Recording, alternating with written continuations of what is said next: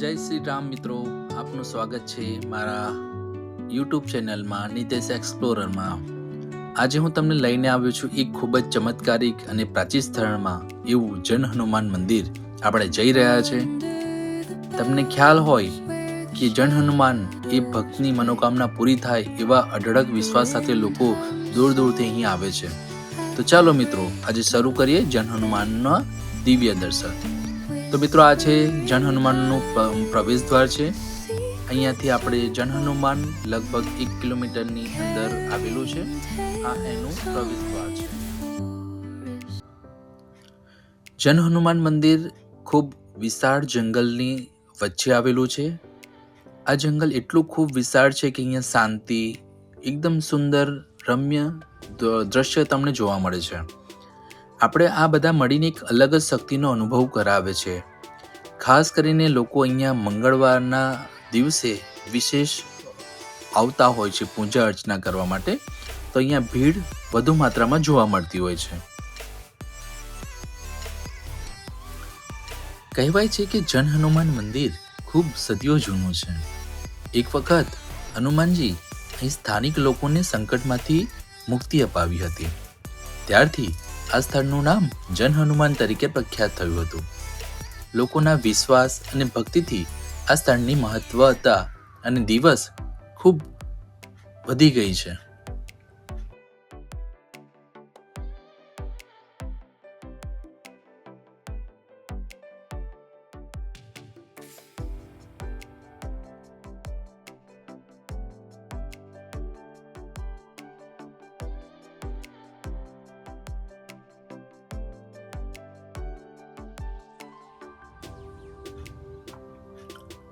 મંદિરની અંદર પ્રવેશતા જ એક અદ્ભુત શાંતિ અને અનુભવ મળે છે. મન ખૂબ શાંત થઈ જાય છે. તમે મૂર્તિને જોતા તમારું હૃદય અંદરથી પ્રસન્ન થઈ જાય છે. હનુમાનજીની મૂર્તિ ખૂબ તેજસ્વી અને ભવ્ય છે. અહીંયા ભક્તો નારિયેળ, ફૂલ, પ્રસાદ ચડાવીને પોતાની મનોકામના પૂર્ણ કરે છે. અને અહીંયા આવીને જો બજરંગબલી બોલીએ તો એનો આનંદ જ કંઈ અલગ હોય છે.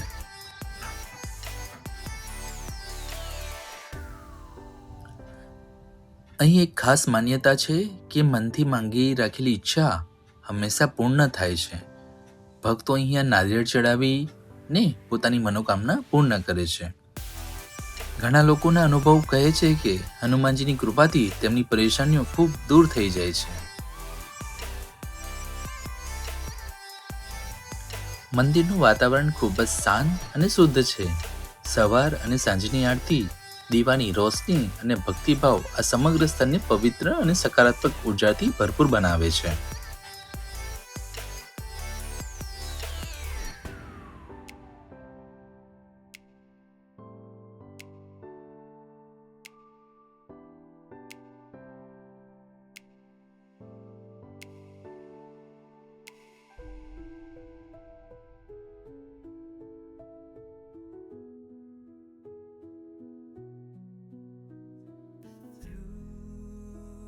Stillness, the clouds drift high.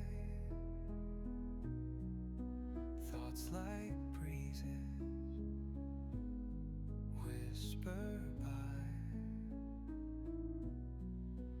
Endless waves of a calm blue. કહેવાય છે કે પાંડવો અહીંયા પહેલા વનવાસ કરતા હતા ત્યારે પોતાનું અનાજ દળવા માટે અહીંયા એક ઘંટી પણ હતી, જે ભીમ પોતાના હાથથી તેને દળતો હતો. ત્યારથી આનું નામ પડ્યું છે ભીમની ઘંટી. કહેવાય છે કે ભીમ આ જંગલમાં વનવાસ કરતા હતા ત્યારે તેમના ઝૂંડને ખૂબ જ તરસ લાગી હતી.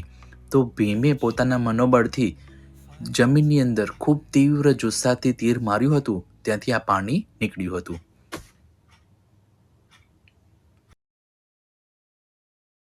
જો તમને આ બ્લોગ ગમ્યો હોય તો પ્લીઝ લાઇક, શેર અને કમેન્ટ કરવાનું ભૂલશો નહીં. સાથે મારી નિતેશ એક્સપ્લોરર યુટ્યુબ ચેનલને સબસ્ક્રાઈબ કરવાનું ચૂકશો નહીં. તો આવા જ વિડીયો હું નવા બ્લોગમાં લઈને આવીશ તમારા માટે. તો થેન્ક યુ.